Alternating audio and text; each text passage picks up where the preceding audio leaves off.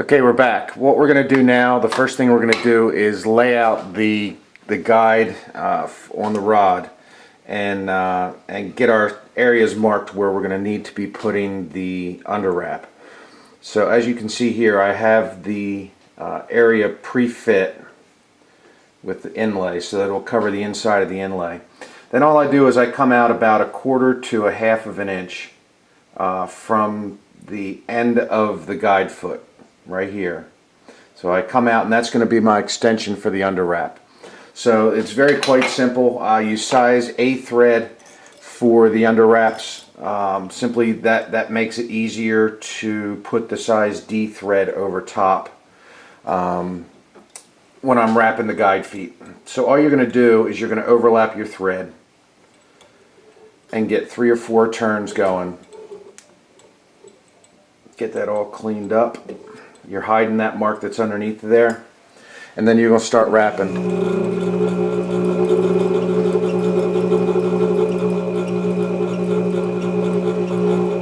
And you can see at the top of the screen, try and get that a little more centered for you.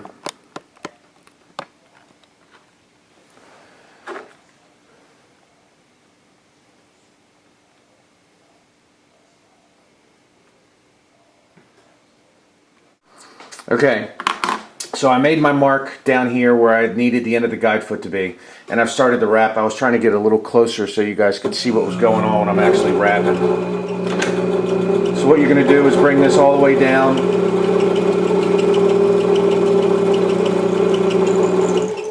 To that point, insert your winding, or your whip finisher, get to the end, and cut that.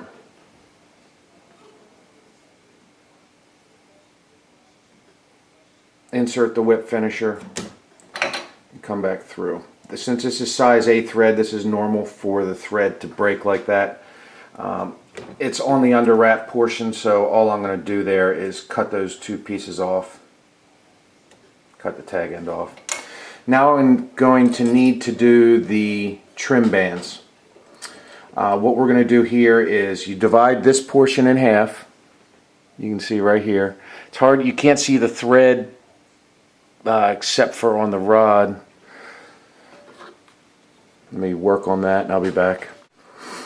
Okay, so with the trim tabs, here's how you're gonna be able to do your trim tabs and get them to lay down on the rod nicely. Take your thread underneath one time, bring it back up, bring it back down to where it meets the initial thread touching the blank.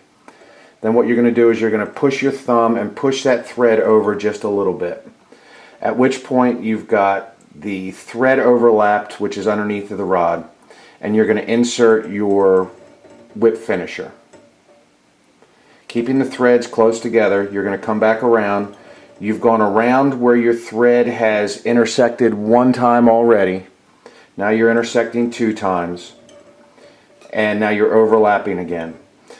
Now you're around 3 times. You're going to take your single-edged razor blade and cut that thread off. And I go around 2 more times. When you're doing these, if you want them all to look identical, you've got to count your rotations, and you have to do everything the same every time. So and I also, on my thread carriage, I increased the tension a little bit. I want to have that thing snug on the blank because there's so few threads holding it. So taking your thumb and holding down on the tag, you're going to cut your thread, insert the tag end through the whip finisher, and pull through quickly. By pulling through quickly, it doesn't allow the tag to move that much. At this point, you're going to take this thread and you're going to snug it a little bit, just making sure you have everything good and tight, and you're going to trim that off. After you trim that off, you're going to go around and push your threads, making sure that your trim tab is perpendicular to the line underneath of the rod, and that's good to go. I'll do it again for you down here at the other end so you can see what exactly I did there. So again, you take your thread all the way around. You have it to where it intersects. Get this a little adjusted for you. Go over top of it once, come all the way around the blank. Overlap that initial thread once. Close there. Go around 2 more times.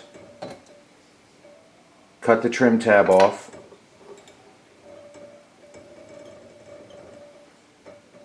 Now as far as my math goes, they're both equal. So at that point, take the razor blade, cut that off, pull that back through. Whip it through quick. That way it doesn't move threads around. It's snug onto the rod. Taking your fingernail or a tool, if you don't have fingernails, taking a tool and pushing that trim tab in, and there you have it. So we have the trim tabs done on this one. I'm going to try and lighten this up a little bit so that I can, so that you can see it.